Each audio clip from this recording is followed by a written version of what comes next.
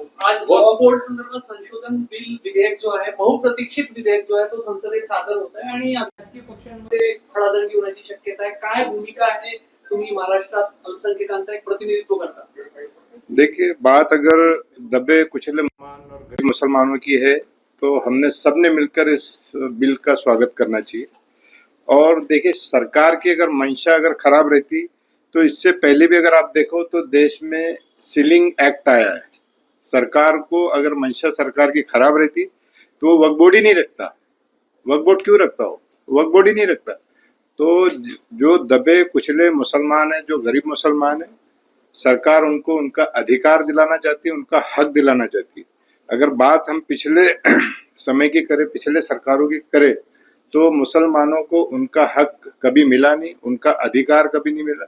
मैं ये सरकार से एक रिक्वेस्ट करना चाहूँगा, अपील करना चाहूँगा कि जितने भी देश के जो गरीब मुसलमान हैं, उनको उनका अधिकार दे। उनको एक छोटे छोटे जो वक्फ बोर्ड की बहुत सारी जो लैंड है, उसमें से कुछ हिस्सा वो उन गरीब मुसलमानों को देते जो उनके वो हकदार है।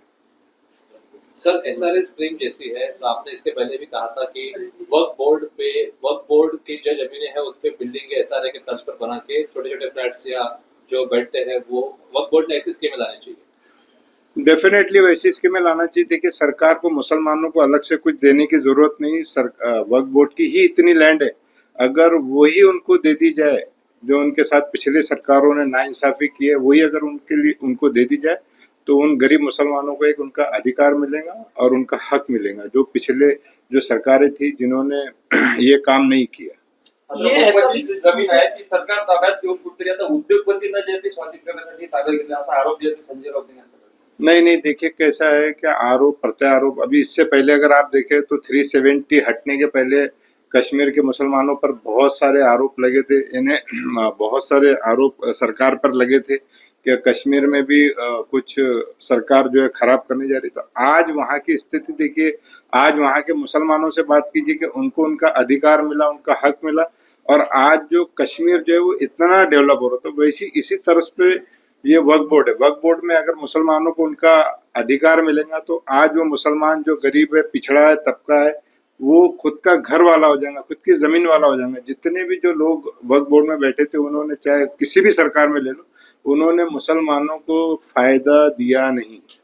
अगर फायदा देते तो आज सरकार को ये करने की जरूरत नहीं होती। पिछली भी सरकारों में, ये भी सरकारों में जितने भी मुस्लिम बैठे, उन्होंने कभी भी मुसलमानों को इस वक्फ बोर्ड का फायदा दिया नहीं। अगर आप देखें, मैं महाराष्ट्र से हूँ, तो महाराष्ट्र में ऐसी कई मेरे पास कंप्लेंट है कि वक्फ बोर्ड में आज उनके काम नहीं होते। कई सालों से उनकी मस्जिदों के रजिस्ट्रेशन नहीं होते, मदरसों के रजिस्ट्रेशन नहीं होते।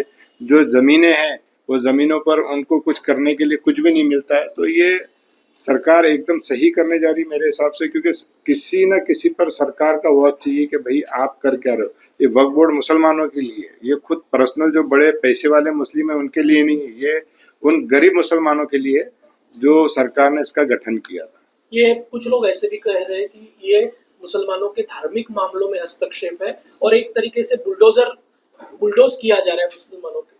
नहीं, देखिए ऐसा नहीं है। जो इससे पहले जो मुसलमानों के साथ हुआ वो काफी दयनीय था। अभी आज मुसलमान देखिए तो भारत में विकसित भारत के साथ खुद मुसलमान भी विकसित हो रहा है। तो ऐसा नहीं, पहले का अगर आप 2014-15 के पहले या उससे पहले अगर आप देखें तो कितने परसेंट मुस्लिम टैक्स भरता था और आज कितने परसेंट टैक्स भरने वाला मुस्लिम हुआ। तो मुस्लिम सक्षम हुआ है, ऐसा नहीं है।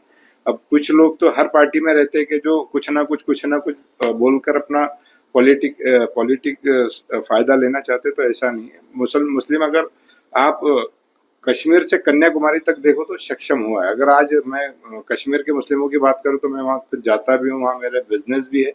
तो मुस्लिम जो है वहाँ पे एकदम सक्षम हुआ है।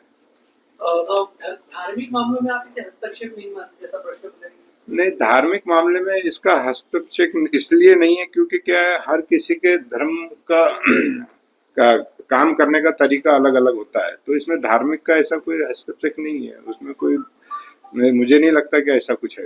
ये बिल मंजूर हुआ तो दिल्ली में एक बड़ा आंदोलन शाहीन बाग की तर्ज पर खड़ा होगा, ऐसी धमकियां भी कई लोग दे रहे हैं। मैं उनसे बोलना चाहता हूं कि ये आंदोलन जब मुसलमानों के साथ पिछली सरकारें या ये सरकारें भी जो मुस्लिम लोग वक्फ बोर्ड में बैठे थे उनके खिलाफ क्यों नहीं किया गया?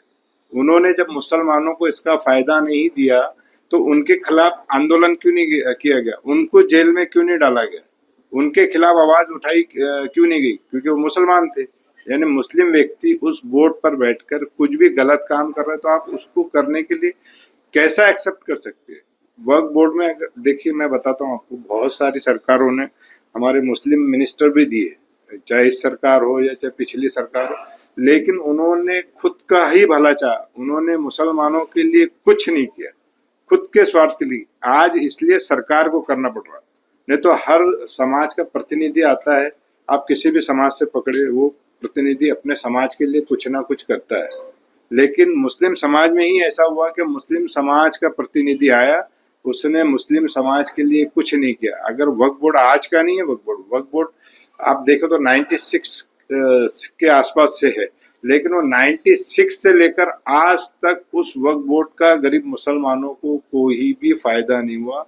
जो पैसे वाले मुसलमान थे उन्होंने अपना रुतबा दिखा के, रौब दिखा के, यानी रिलेशन दिखा के उस जमीनों का गलत फायदा उठाया। अब जो सरकार है वो गरीब मुसलमानों को, पिछड़े कुचले दबे मुसलमानों को न्याय देने का काम कर रही। तो मेरा ये मानना है कि डेफिनेटली इसका स्वागत हमने करना चाहिए और सरकार के साथ रह के मुसलमानों को कैसा बड़ा बनाया जा सकता, उस पर हमने बातचीत करनी चाहिए।